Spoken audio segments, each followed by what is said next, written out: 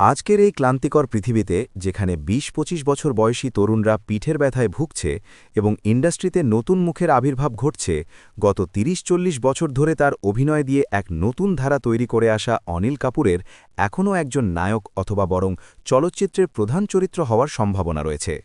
আমি প্রাইম ভিডিওতে তার নতুন ছবি সুবেদার দেখেছি। তাহলে চলো চ্যাট করি।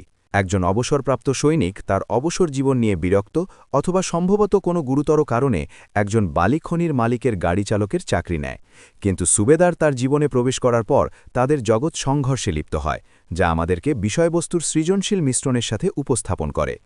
প্রযুক্তিগতভাবে বলতে গেলে গল্পটি বেশ মৌলিক, নিরপেক্ষ, অথবা আপনি বলতে পারেন এর কোনো সঠিক শুরু বা সঠিক শেষ নেই। তবে পুরো চলচ্চিত্র জুড়ে অনিল কাপুরকে যেভাবে উপস্থাপন করা হয়েছে তা অবশ্যই দেখার মতো। এত সুন্দর উপস্থাপনা, এত সুন্দর একটা উপস্থাপনা যে জীবনের এই পর্যায়ে যখন মানুষ ইতিমধ্যেই অবসরের পরিকল্পনা করে ফেলেছে অথবা তার বয়সের সাথে মানানসই ভূমিকা পালন করছে, কিন্তু ভাই, এই ভূমিকা তাকে মানানসই। আর অনিল কাপুর সবাইকে বলছেন যে জোর করে ২৫ বছরের ছোট দেখানো এবং ভিএফএক্স দিয়ে নিজের মুখ মসৃণ করার চেয়ে হাসির পাত্র হওয়া ভালো।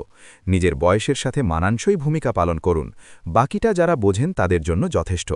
Rajinikanth sir, Kamal Haasan sir, Amitabh sir এরা সেরা উদাহরণ, এবং আজ আপনার অনিল কাপুর স্যারের নামও যোগ করা উচিত বয়সকে কিভাবে কার্যকরভাবে ব্যবহার করতে হয় তা দেখানোর জন্য।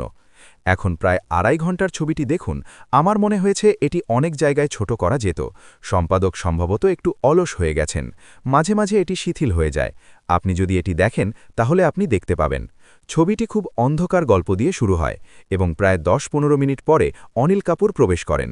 একটি ট্র্যাজেডি তাকে আঘাত করে, যা কার্যকরভাবে গল্পের ধারাকে এগিয়ে নিয়ে যায়। একটি দৃশ্য ছিল যেখানে তিনি বলেছিলেন, আমি তোমাকে ভালোবাসি সুধা। এটা দেখার পর আমার চোখ জলে ভরে গেল। সে এত ভালো অভিনয় করেছে। এখন তার মেয়ে এবং একটি লাল জিপসি তার জীবনের অংশ। অ্যাকশন, জাঁকজনকপূর্ণ এবং কোনো বয়স অপরাধী কৃতিত্ব দেখানোর জন্য অনিল কাপুর এবং এমনকি পরিচালককেও তাদের প্রতিশ্রুতির জন্য ধন্যবাদ জানাতে হবে। অ্যাকশন কোরিওগ্রাফি খুবই কাঁচা এবং ভিত্তিহীন, কোনো জাল উড়ন্ত স্টান্ট নেই।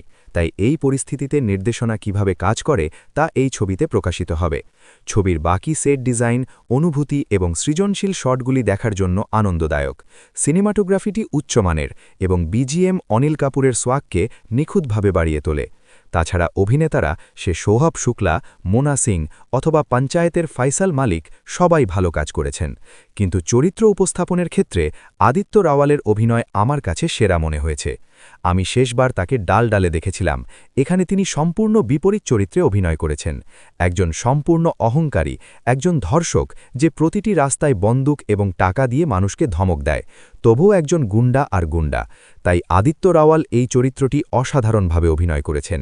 তিনি এমন একটি চরিত্রে অভিনয় করেছেন যা দেখে আপনার টিভির পর্দায় ঝাঁপিয়ে পড়তে ইচ্ছে করবে। তাহলে ভাবুন চরিত্রের উপস্থাপনা এবং তার অভিনয় কেমন হবে।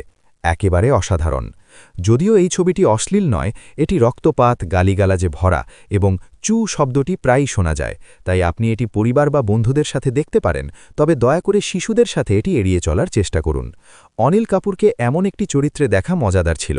আরেকটি বিষয় হল, ক্লাইম্যাক্স দৃশ্যে একটি শক্তিশালী ক্যামিও আছে। আমি জানি না এটিকে শক্তিশালী বলা উচিত কিনা, তবে হ্যাঁ, এটি একটি দেখার মতো ক্যামিও। সামগ্রিকভাবে এটি একটি ভালো ছবি, আপনার অবশ্যই একবার দেখা উচিত। আমি এটিকে ৫-এর মধ্যে ৩.৫ তারকা দিচ্ছি। পরবর্তী ভিডিওতে দেখা হবে। বিদায়। ভিডিওটি যদি ভালো লেগে থাকে তাহলে লাইক, শেয়ার এবং সাবস্ক্রাইব করতে ভুলবেন না।